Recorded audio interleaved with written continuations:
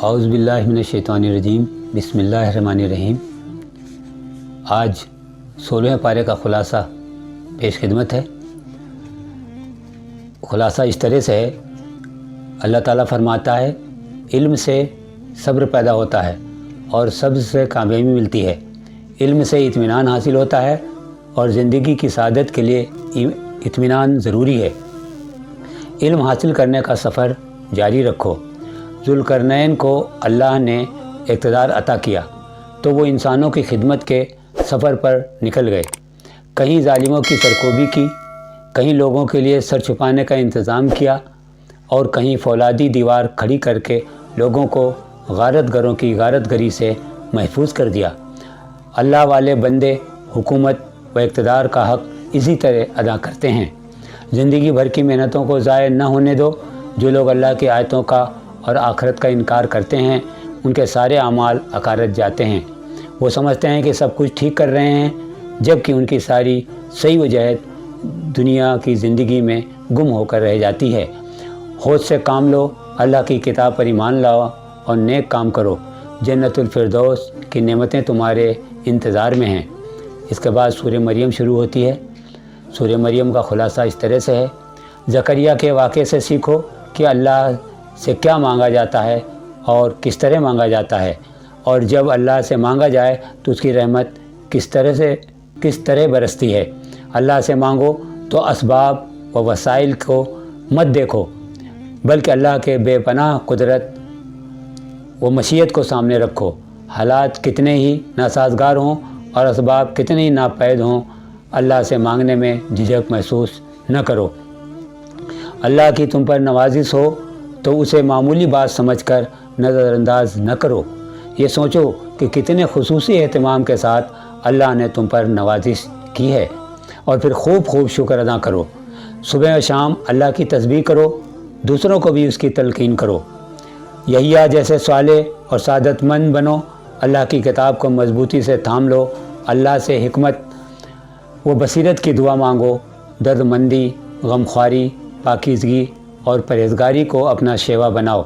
वालिदैन के साथ मोहब्बत व वफ़ादारी का हक़ अदा करो। न ताकत पर घमंड करो, नाफरमानी की राह पकड़ो।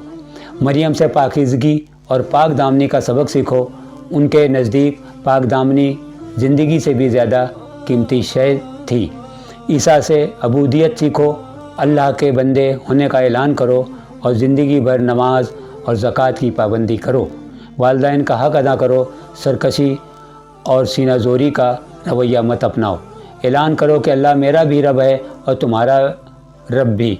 सिर्फ़ उसी की इबादत करना सही और सीधा रास्ता है। इब्राहीम से मोहब्बत व दिलसोज़ी सीखो। कितनी नरमी और कैसी मोहब्बत के साथ अपने बाप को तौहीद की दावत दी। बाप ने धमकियाँ दी तो वो भी अदब से सुनी और आखिर तक अपनी मोहब्बत व दिलसोज़ी पर कायम रहे। अल्लाह अपने सच्चे बंदों को ज़ाय नहीं होने देता। इब्राहीम ने अल्लाह के खातिर अपनी कौम से और कौम के देवताओं से दूरी अख्तियार की तो अल्लाह ने उन्हें नहायत सालेह औलाद से नवाजा। उन्हें नबूवत का ताज पहनाया, उन पर और उनके औलाद पर रहमतों का मेह बरसाया और उन सबको रहती दुनिया तक के लिए सच्ची और ऊंची नामवरी अता की। इस्माइल की सीरत से सबक लो। वो वादे के सच्चे थे, अपने घर वालों को नमाज और ज़कात की तलकीन करते थे। रब की खुशनुदी हासिल हो जाए, बस यही उनकी ज़िंदगी का मकसद था। ये वो लोग हैं जिन पर अल्लाह ने खुसूसी इनाम किया। उनका हाल ये था कि जब उन्हें अल्लाह की आयतें सुनाई जाती तो बेअख्तियार सजदे में गिर जाते और रोते रोते उनकी झिझकियाँ बंध जाती। लेकिन बाद में वो लोग आए जिन्होंने नमाज ज़ाय कर दी और ख्वाहिशात के बंदे बन गए। ऐसे लोगों का अंजाम बहुत बुरा होगा। लेकिन अगर वो तौबा कर लें, ईमान और हुस्न अमल से आरास्ता हो जाएं, तो उनके लिए भी रहमत और मग़फ़िरत के दरवाज़े खुले हुए हैं।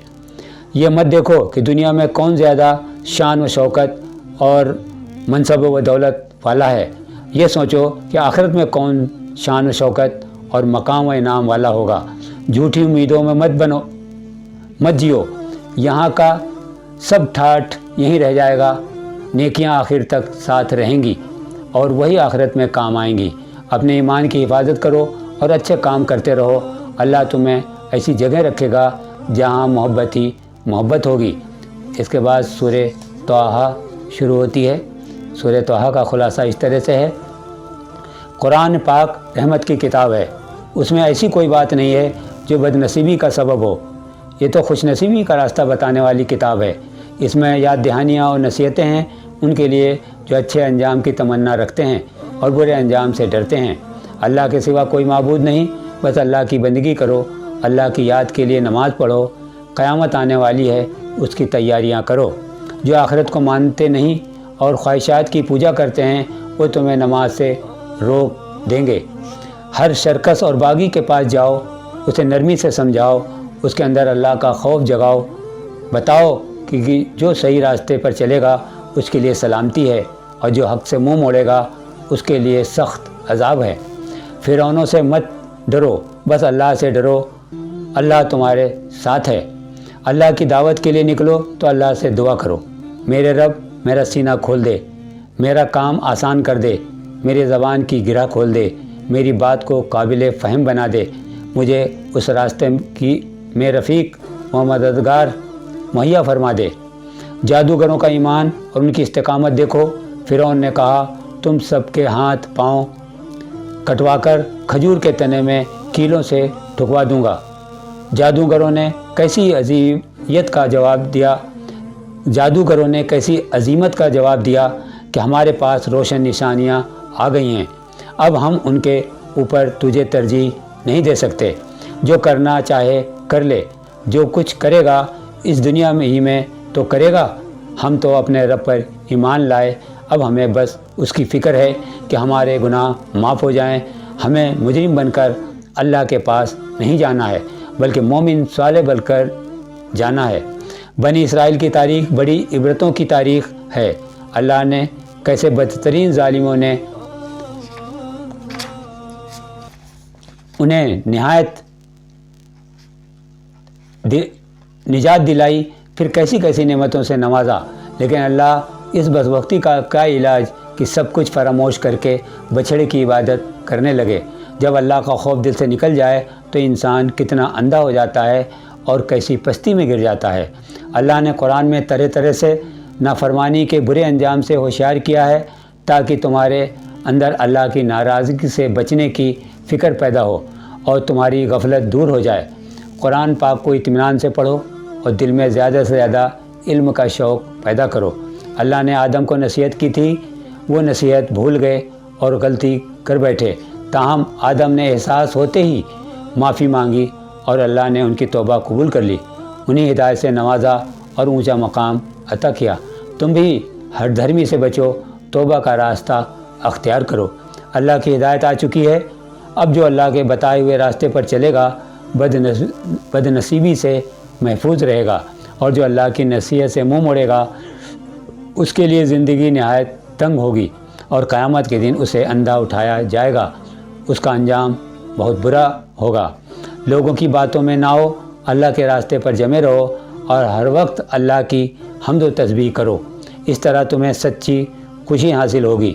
لوگوں کو ہم نے دنیاوی زندگی کی جو شان و شوکت دے رکھی ہے اس کی طرف نگاہ اٹھا کر نہ دیکھو، تمہارے رب نے تمہیں جس نعمت سے نوازا ہے وہ بہت بہتر ہے اور باقی رہنے والی ہے۔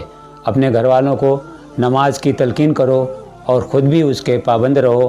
اللہ کی ناراضگی سے بچو گے تو اچھے انجام سے ہمکنار ہوگے۔ 16ویں پارے کا خلاصہ مکمل ہوا۔ اللہ تعالی ہماری غلطیوں کوتاہیوں کو جو اس میں ہو گئی ہوں تو انہیں معاف فرمائے، اور جو باتیں اس میں فرمائی گئی ہیں اس پر عمل کرنے کی توفیق عطا فرمائے۔ وآخر دعوانا ان الحمدللہ رب العالمین۔